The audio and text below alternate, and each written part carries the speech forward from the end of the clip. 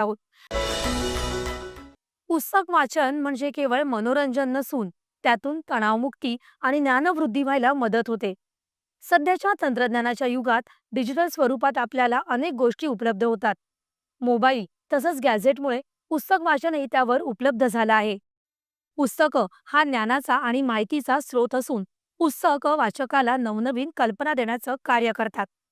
याच कल्पना, आचार विचार, परंपरा जपण्याचं कार्य अनेक उपक्रमातून केलं जात आहे. पुणे पुस्तक महोत्सव, चालती फिरती वाचनालय हे त्यापैकीच एक उपक्रम आहेत. जाणून घेऊयात वाचन संस्कृतीला बळ देणाऱ्या या उपक्रमांविषयी. पुस्तकं हे केवळ एक ज्ञानवर्धनाचं साधन नसून मानवी जीवनात आमूलाग्र बदल आणि परिवर्तन घडवण्याचं सामर्थ्य पुस्तकांमध्ये आहे.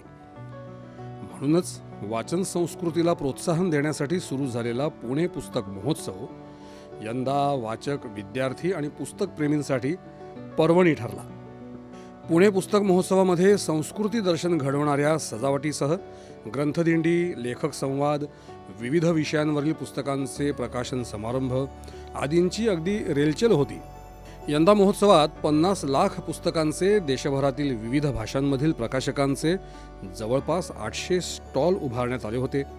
म्हणूनच पुस्तक महोत्सवाला भेट देण्यासाठी राज्यभरातूनच नव्हे तर देश परदेशातून 1.5 लाखापेक्षा जास्त वाचकांनी इथे आवर्जून हजेरी लावली होती. अगदी सामान्य रिक्षावाला, बसवाला, पीएमटी मधला सामान्य माणूस, मेट्रो पासून, रेल्वे पासून, एअरपोर्ट पासून सर्वजण वाचतायत. आणि खरं म्हणजे ही पुण्याची एक लोक चळवळ झालेली आहे.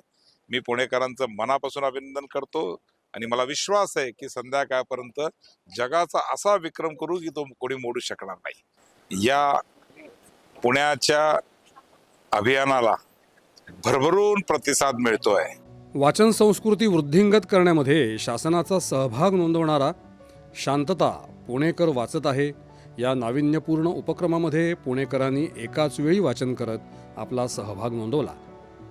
या उपक्रमाचा पुण्याबाहेर देखील विस्तार व्हावा या उद्देशानं मुख्यमंत्री देवेंद्र फडणवीस, उपमुख्यमंत्री एकनाथ शिंदे, विधानसभेचे अध्यक्ष राहुल नार्वेकर आणि विधान परिषदेच्या उपसभापती डॉक्टर नीलम गोऱ्हे यांनीही आहे त्या ठिकाणाहून पुस्तकांचं वाचन करत याला आपलं पाठबळ दिलं.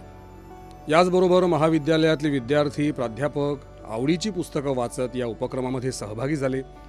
कारागृहातल्या कैद्यांनीही पुस्तकांचं सामूहिक वाचन करत पुस्तकांशी असलेलं आपलं नातं अधोरेखित केलं. खरं तर मोबाईलच्या दुनियेमध्ये किंवा हल्ली जो मोबाईलचा वाढता वापर आहे त्या ह्याच्यामध्ये पुस्तकं वाचणं आणि खास करून तरुण मुलांनी पुस्तकं वाचणं हे या उपक्रमांच्या माध्यमातून चांगल्या पद्धतीने त्याला प्रोत्साहन मिळतंय. आमच्यासारख्या बंदी किंवा कैद्यांना मनावर असणारी मरगळ दूर करण्यासाठी आणि मनाला फ्रेश वाटण्यासाठी हा उपक्रम, पुस्तकं वाचनाचा उपक्रम इथं घेतलेला आहे. तो अतिशय स्तुत्य आणि चांगल्या प्रकारचा उपक्रम आहे. येरवडा कारागृहातल्या जवळजवळ 500 महिला आणि पुरुष कैद्यांनी वाचन उपक्रमात सहभाग घेतला. भविष्यात या कैद्यांच्या जीवनात परिवर्तन घडून यायला यामुळे मदत होईल असा विश्वास कारागृहाचे अधीक्षक सुनील ढमाळ यांनी व्यक्त केला. कारागृहासारख्या दुर्लक्षित ठिकाणी अशा प्रकारचा जो कार्यक्रम आज आयोजित केलेला आहे याबाबत खूप आनंद होत आहे.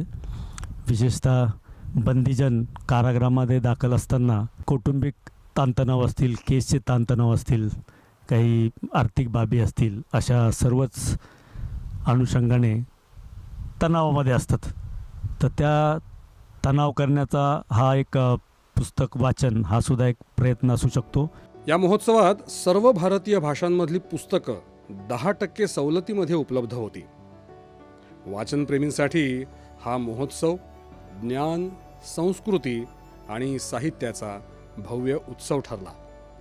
दूरदर्शन बातम्यांसाठी मनीष खारोडेसह रोहन गवळी, शेखर गौड, पुणे.